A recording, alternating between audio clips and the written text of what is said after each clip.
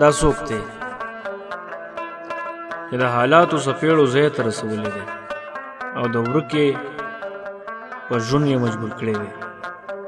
خپل پردي یاران، دوستان، شاعران، ادیبان هر څه یې ترې هېر کړي دي. لارې ګودرې یې ترې خطا کړي دي. سوچونه فکرونه یې تس نس شوي دي. خپل ځای ځایګی ترې خطا شوی دی. دا پته ورته هم نشته چې زه په مردان ښار کې اوسېږم که نه بل ښار کې.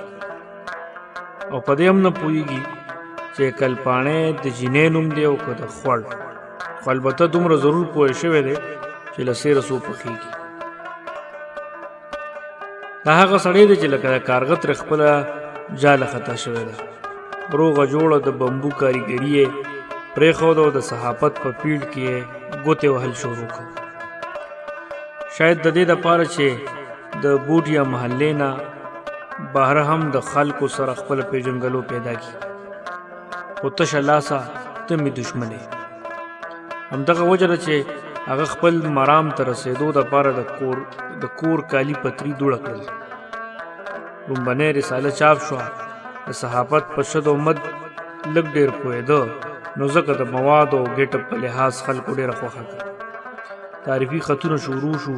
دی صاحب د مردان بازار د خاشلو نه یو فوټ بره ګرځېدل شروع کړل چې په څپلو یې دوړه ونه لګي. د ستړي مشي انداز یې هم د غټانو په شان شو. د وجود په دې اوږده ډانچه کې یې مکمل بدلون راغی. هغه سړی چې په بنګلو کې به یې د پیپونو پیټینګ کوو، په تندي به یې نری خوله را ماته وه، هغه اوس په لاس کې د سکرو په ځای تور پرس نیولی و.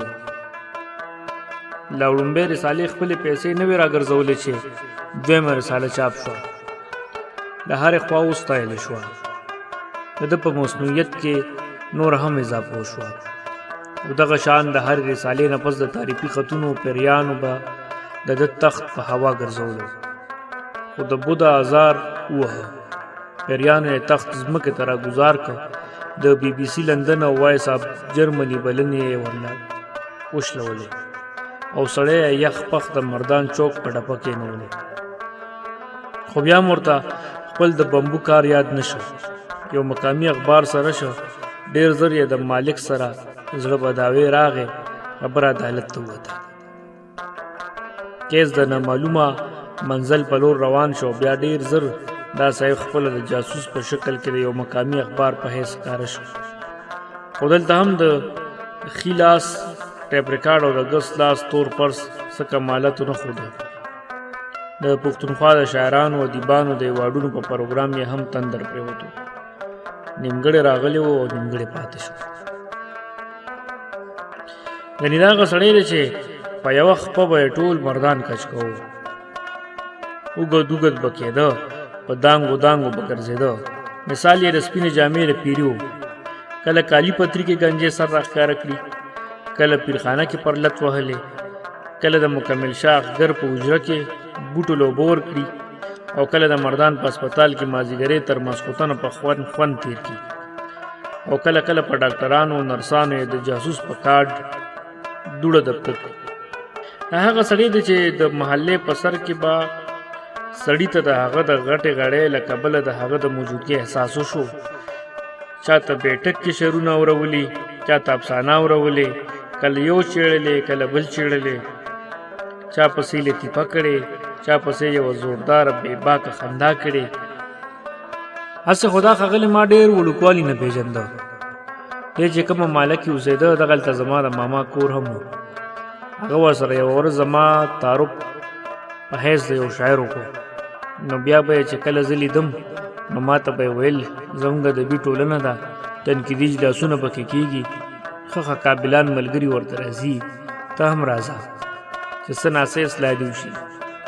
ډېره موده مې ورته انې بانې کولې، خو یوه ورځ کریم منزل هسپتال ته مخامخ دویم چت ته وختم. یوه درنه پینډه جوړه شوې وه او یېرېدلي زړه مې د دې صاحب تپوس وکړو. وی هغه خو نه دی راغلی، کېنه. یو ښکلي زلمي سلیمان کامل ځان سره خوا کې کېنولم او دغه شان زما د ادبي ژوند لوبه روانه شوه.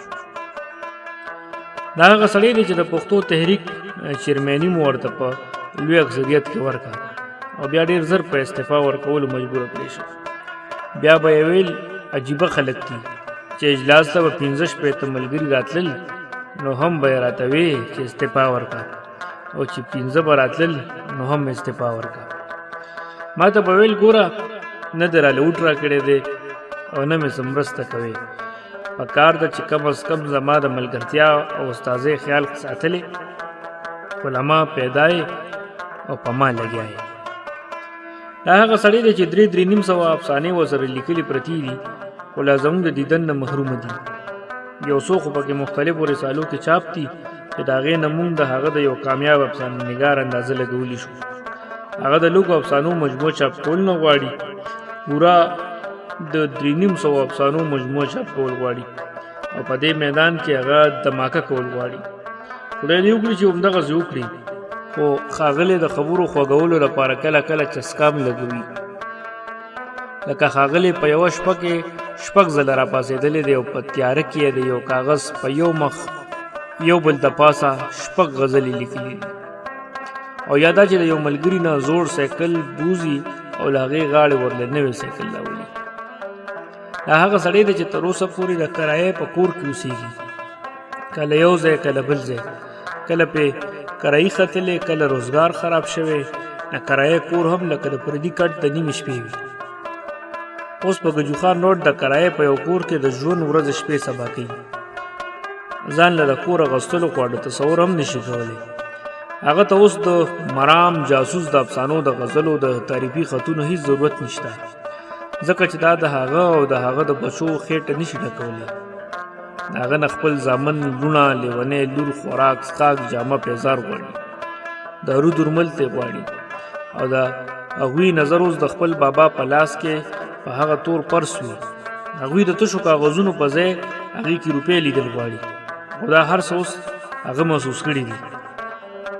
هغه هر څه پرېښوده، ادب یې پرېښوده، ادبي ملګري یې پرېښودل، ږیره یې پرېښوده، تسبیح یې لاسو ته کړې، 15 وخته مونځ یې شروع کړو، د بوټو کار یې شروع کړو او پرې یې ښوده، ولې د بمبو کار ورته بیا هم یاد نه شو. خو ډېر زر دا ناکامه سړی د خپلې تشې خېټې د دوزخ سړولو لپاره د ښار په دیوالونو د کامیاب عامل باچا په نوم ولیکلی شو.